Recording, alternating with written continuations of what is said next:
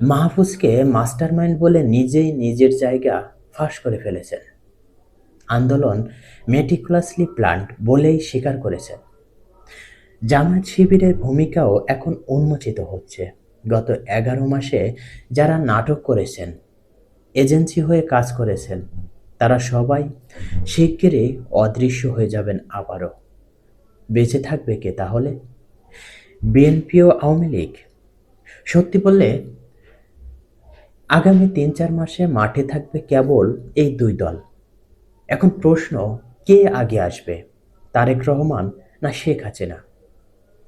যদি দুজন একসঙ্গে যাত্রা করেন, একই ফ্লাইটে, শেখ হাসিনা দিল্লি থেকে, তারেক রহমান লন্ডন থেকে, কে আগে পৌঁছাবে? এটা একটা প্রতিযোগিতা হয়ে দাঁড়াবে। লিডার কে আগে?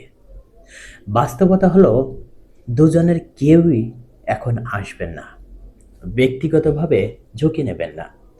তবে সুন্দর রাজনৈতিক পরিস্থিতি তৈরি হলে দুজনই চেষ্টা করবেন আগে আসতে। তখন শোডাউনের প্রস্তুতি চলবে উভয় পক্ষেই। এই লড়াই হবে ভিড় জমানোর, আবেগ দেখানোর, নেতৃত্ব প্রতিষ্ঠার। নেতা আসবেন, কে কত বেশি লোক আনতে পারে সেই প্রতিযোগিতা হবে। জনগণকে দেখানো হবে, দেখো কে বেশি জনপ্রিয়। যদি -2 থিওরি বাস্তবায়ন না হয়, অর্থাৎ খালেদা জিয়া, তারেক রহমান, শেখ হাসিনা, জয় কিংবা পুতুল, কেউ বাদ না পড়ে, তাহলে এই দুই পরিবারের মধ্যেই প্রতিযোগিতা হবে। কে আগে আসবেন, শেখ হাসিনা নাকি তারেক রহমান? এই প্রশ্ন এখন আর তামাশা নয়, এটাই হলো বাংলাদেশের আগামীর রাজনৈতিক সমীকরণের কেন্দ্রবিন্দু।